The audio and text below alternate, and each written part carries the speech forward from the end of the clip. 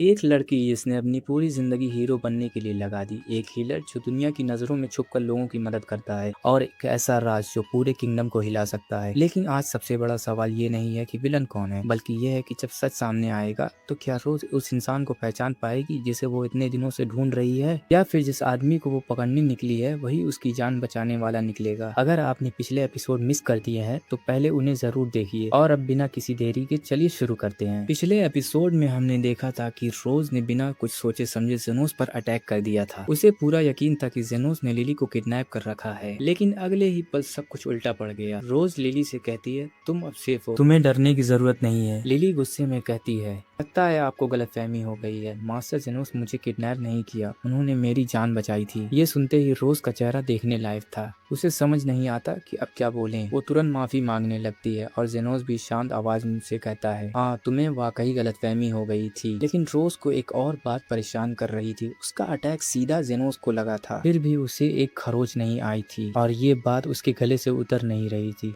वो तुरंत पूछ बैठती है, तुम ठीक कैसे हो? जेनोस आराम से जवाब देता है, मैंने तो सिर्फ डिफेंसिव मैजिक यूज किया था। और बस इतना सुनते ही रोज दोबारा शॉक हो जाती है। उसे लगने लगता है कि सामने खड़ा आदमी बिल्कुल आम नहीं। वो जेनोस की आंखों में देखकर कहती है, सच सच बताओ, क्या तुम कोई हाई लेवल सॉर्सरर हो? झूठ बोलने की कोशिश मत करना, मैं रॉयल ऑर्डर ऑफ नाइट की वाइस कमांडर हूँ, मेरे सामने झूठ नहीं टिकता। दूसरी तरफ जेनोस भी अंदर ही अंदर हैरान था, क्योंकि जिस रोज नाम की लड़की से उसे सावधान रहने को कहा गया था वो यही थी। इसी बीच रोज को जेनोस का नाम पता चल जाता है, और फिर वो सीधे मुद्दे पर आ जाती है। जेनोस मुझे तुम्हारी मदद चाहिए। दोनों बैठ जाते हैं और रोज अपना मिशन बताना शुरू करती है। वो कहती है कि वो स्लम्स के एक सीक्रेट इन्वेस्टिगेशन के लिए आई है। उसका टारगेट एक ऐसे आदमी को ढूंढना है जिसने स्लम्स के सारे लीडरों के बीच खूनी जंग को रुकवा दिया है। ये सुनते ही जेनोस के दिल की धड़कन एक पल के लिए रुक जाती है, क्योंकि जिस आदमी की वो बात कर रही थी वो खुद जेनोस ही था। लेकिन जाहिर सी बात है वो ये सच बताने वाला नहीं था। रोज आगे कहती है, हम डिफेंडर्स हैं, ऐसी ताकत रखने वाले इंसान को इग्नोर नहीं कर सकते। जो लोगों को कंट्रोल कर सकता है वो कल को किंगडम के लिए खतरा बन सकता है। जेनोस तुरंत बात घुमाने की कोशिश करता है। वो कहता है, शायद वो इंसान सिर्फ शांति चाहता हो, शायद वो अटेंशन नहीं चाहता, तो उसे ऐसे ही छोड़ देना बेहतर होगा। रोज तुरंत उसे शक भरी नजरों से देखने लगती है, और वो कहती है, क्या तुम उसे जानते हो? एक पल के लिए माहौल तनाव से भर जाता है, मगर जेनोस बिना एक्सप्रेशन बदले जवाब देता है कि नहीं, ये बस उसके मन की बात थी। रोज फिर भी अपनी बात पर कायम रहती है। रोज कहती है, चाहे कुछ भी हो जाए उस व्यक्ति को ढूंढना जरूरी है। रोज फिर लिली की तरफ मुड़कर पूछती है, क्या लिली उस आदमी को जानती है? लिली सीधा मना कर देती है। अब रोज समझ जाती है कि टारगेट तक पहुंचना आसान नहीं होगा। तभी जेनोस एक बार फिर रोज को वापस टाउन लौट जाने की सलाह देता है।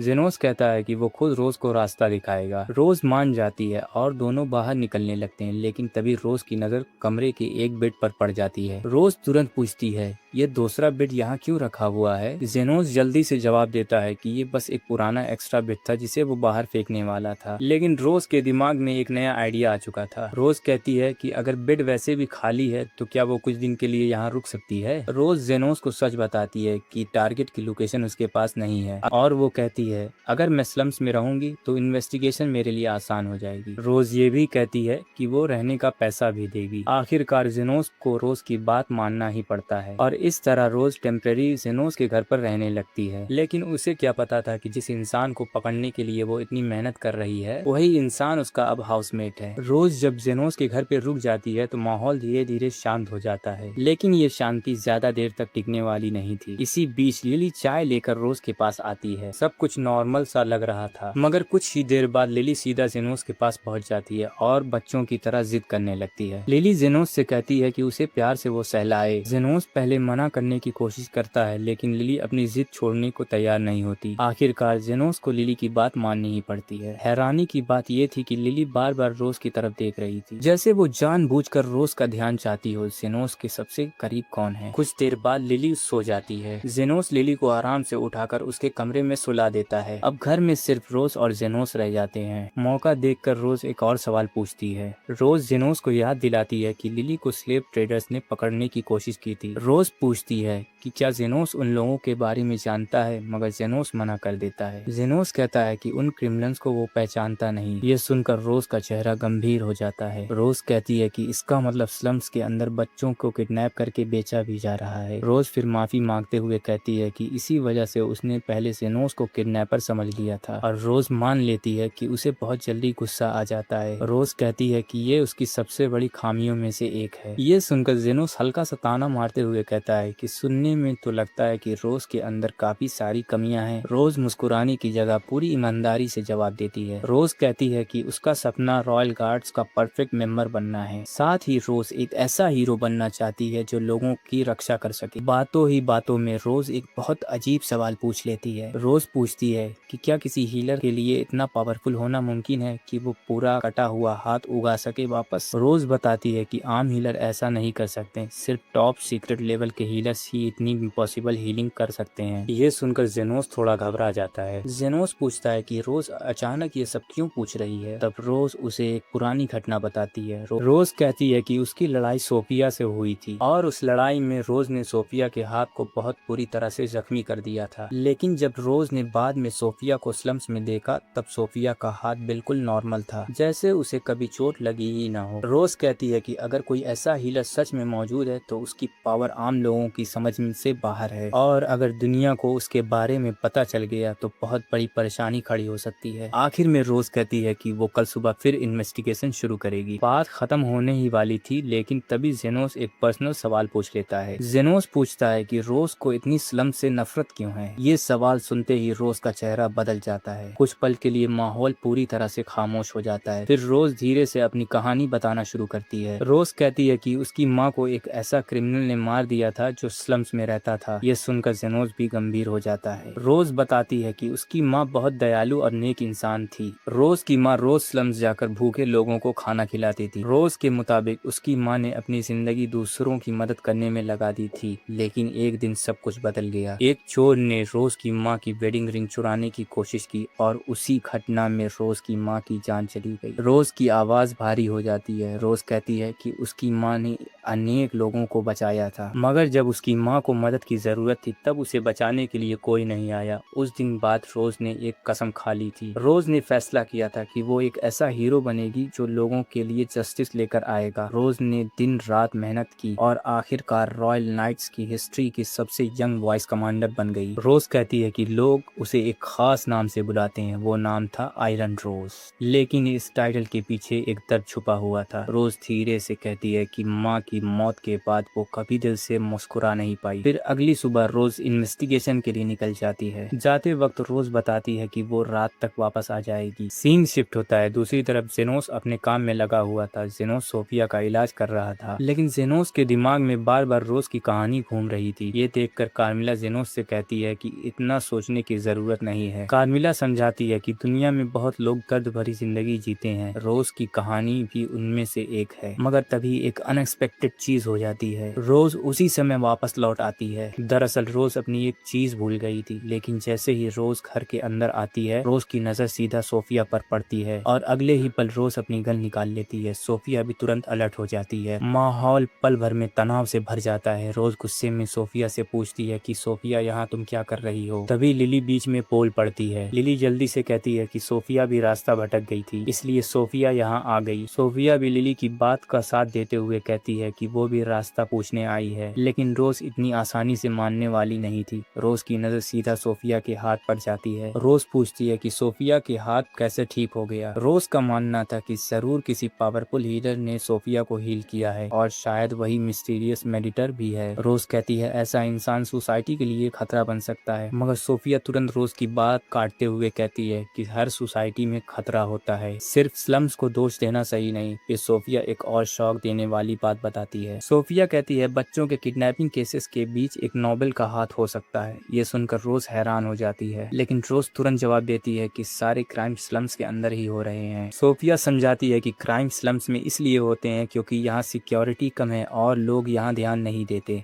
मगर रोज अभी भी कन्विंस नहीं होती। तब रोज सीधा सवाल पूछती है। रोज कहती है कि अगर सोफिया सच बोल रही है तो फिर असली क्रिमिनल कौन है, और तब सोफिया एक नाम लेती है, कैलॉन। ये नाम सुनकर रोज तुरंत मना कर देती है। रोज कहती है कि कैलॉन एक इज्जतदार नोबेल है जो अनाथ बच्चों की मदद करते हैं, लेकिन सोफिया कहती है कि यही रोज की सबसे बड़ी प्रॉब्लम है। सोफिया के मुताबिक रोज सिर्फ ऊपर ऊपर की इमेज देख रही है, असली सच उससे कहीं ज्यादा गहरा है और यहीं से कहानी एक बहुत बड़े मोड़ की तरफ बढ़ने लगती है। सोफिया की बात सुनकर रोज का और गुस्सा बढ़ जाता है। रोज को यकीन नहीं हो रहा था कि कैलॉन जैसे नोबेल पर इतना बड़ा इल्जाम लगा सकती है, लेकिन सोफिया अपनी बात पर कायम रहती है और वो कहती है कि जिस मेरिटर ने स्लम्स के लीडर्स के बीच की लड़ाई रुकवाई थी वो एक बहुत अच्छा इंसान है। सोफिया बताती है कि मेरिटर ने कभी किसी को उसके स्टेटस या जाति के हिसाब से जज नहीं किया। मेरिटर यानी जेनोस उन लोगों की हमेशा मदद करता है जिन्हें सच में मदद की जरूरत होती है। सोफिया रोज को देखकर कहती है कि अगर रोज खुद कभी बुरी तरह से जख्मी हो जाए तो मेरिटर बिना किसी भेदभाव के उसकी मदद जरूर करेगा। फिर सोफिया एक कड़वी बात कहती है। सोफिया रोज से कहती है कि तुम्हारा न्याय करने का तरीका बहुत ही कमजोर है। ये सुनते ही रोज का गुस्सा फूट पड़ता है। रोज सोफिया पर हमला करने वाली ही होती है, लेकिन तभी जेनोस दोनों के बीच आ जाता है। रोज गुस्से में जेनोस को साइड हटने के लिए कहती है, मगर जेनोस मना कर देता है। जेनोस शांत आवाज में कहता है कि सोफिया उसकी पेशेंट है।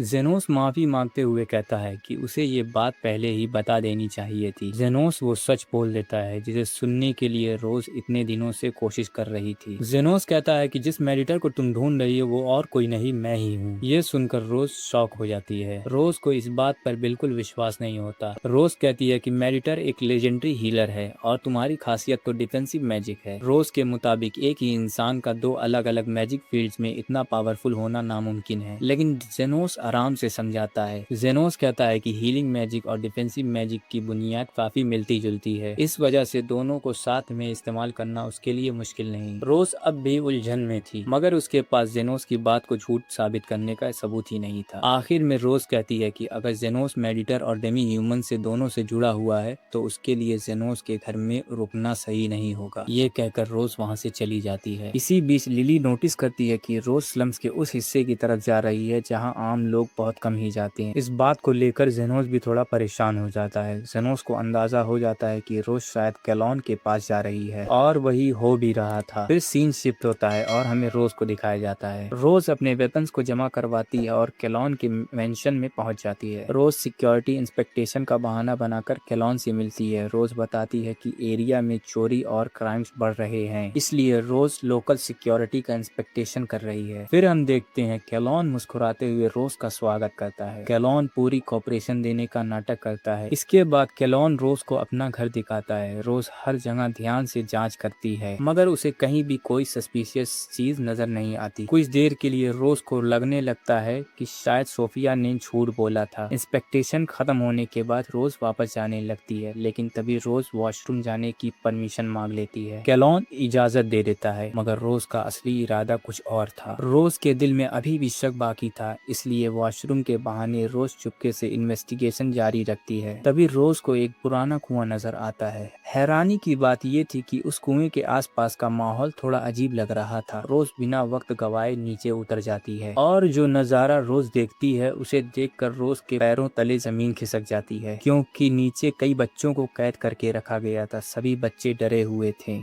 रोज तुरंत उनके पास पहुंचती है। बच्चे आवाज सुनकर घबरा जाते हैं। तब रोज उन्हें तसल्ली देती है। रोज कहती है कि डरने की जरूरत नहीं। रोज बताती है कि वो एक हीरो है और उन सबको बचाने आई है। रोज बच्चों को आजाद करने ही वाली होती है, लेकिन तभी कैलॉन वहां पहुंच जाता है। अब उसका असली चेहरा सबके सामने आ चुका था। कैलॉन ने रोज की मैजिकल गन चुरा ली थी और वही गन अब रोज के खिलाफ इस्तेमाल करने वाला था। कैलॉन हंसते हुए कहता है कि ये गन बहुत पावरफुल है। कैलॉन यहाँ तक कहता है कि इस वेपन से बच्चों को और भी ज्यादा डराया जा सकता है। इसके बाद कैलॉन लगातार रोज पर हमला करना शुरू करने लगता है। कैलॉन घमंड से कहता है कि रोज सिर्फ एक छोटी सी नाइट है, जबकि कैलॉन एक नोबल है। कैलॉन के मुताबिक रोज को उसके मामले में दखल देना नहीं चाहिए। ये सुनकर रोज अंदर से टूट जाती है। रोज बच्चों की तरफ देखकर मन ही मन में माफी मांगती है। इसी बीच रोज को अपनी माँ याद आ जाती है। रोज उदास होकर सोचती है कि शायद वो कभी सच्ची हीरो बन ही नहीं नहीं पाएगी। कैलॉन फाइनल अटैक करने ही वाला होता है, तभी वहाँ सोफिया आ जाती है और उसके साथ साथ जेनोस भी वहाँ आ जाता है। कैलॉन हैरानी से पूछता है कि ये लोग कौन है। जेनोस शांत होकर कहता है कि वो बस एक छोटा सा हीलर है। सोफिया मजाक में कहती है कि उसने सिर्फ जेनोस को रास्ता दिखाया है, लेकिन कैलॉन का घमंड अब भी कम नहीं हुआ था। कैलॉन सोफिया को देखकर उसकी जाति का मजाक उड़ाता है और फिर सीधा जेनोस पर हमला कर देता है।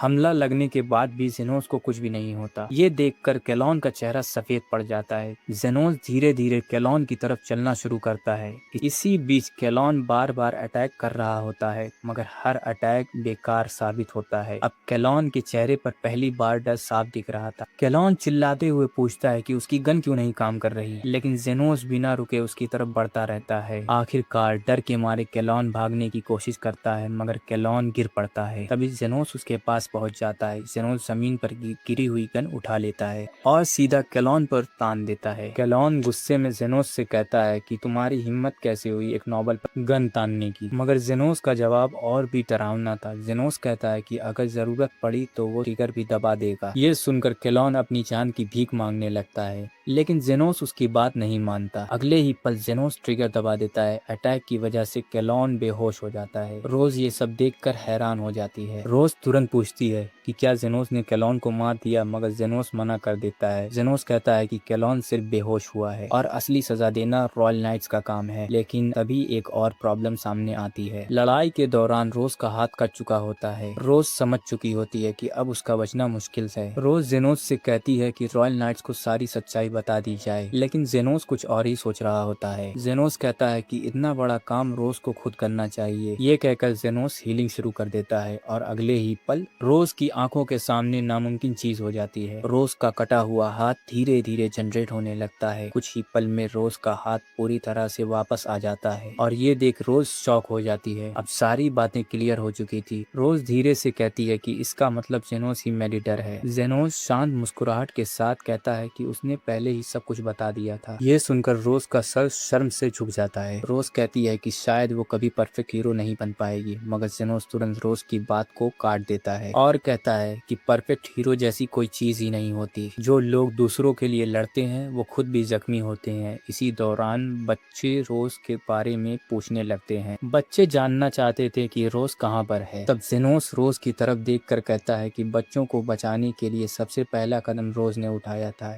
इसलिए उन बच्चों के लिए असली हीरो तुम ही हो। ये बात सुनकर रोज की आंख भर जाती है। रोज बच्चों के पास जाकर उन्हें तसल्ली देती है। रोज वादा करती है कि सभी बच्चों को सुरक्षित बाहर निकाल लिया जाएगा। बच्चे खुशी से रोज का शुक्रिया अदा करते हैं। उन बच्चों की मुस्कुराहट को देखकर रोज को अपनी माँ की याद आ जाती है। रोज को याद आता है कि उसकी माँ भी जरूरतमंदों की ऐसी ही मदद करती थी। तब जेनोस धीरे से कहता है कि जिस तरह रोज आज इन बच्चों की हीरो बनी है, शायद उसकी भी माँ कभी हीरो बनी होगी। ये बात रोज के दिल को छू जाती है। रोज कहती है कि उसकी माँ में भी बहुत कमियां थी, लेकिन उन सब कमियों के बावजूद रोज की माँ उसकी सबसे बड़ी हीरो थी। और इतना कहकर रोज टूट कर रो पड़ती है। काफी सालों के बाद रोज अपने दिल का बोझ बाहर निकाल पाई थी। कुछ देर बाद लिजर्ड मैन सभी बच्चों को सुरक्षित बाहर निकाल देते हैं। सोफिया जेनोस को बताती है कि रॉयल नाइट्स को जल्द ही सब कुछ पता चल जाएगा। जेनोस कहता है कि अब शायद फिर से छुप के रहने का वक्त आ गया है। जेनोस वहाँ से जाने वाला ही होता है कि तभी रोज उसे रोक लेती है। रोज उससे एक आखिरी सवाल पूछती है। रोज पूछती है कि जेनोस ने उसकी जान क्यों बचाई।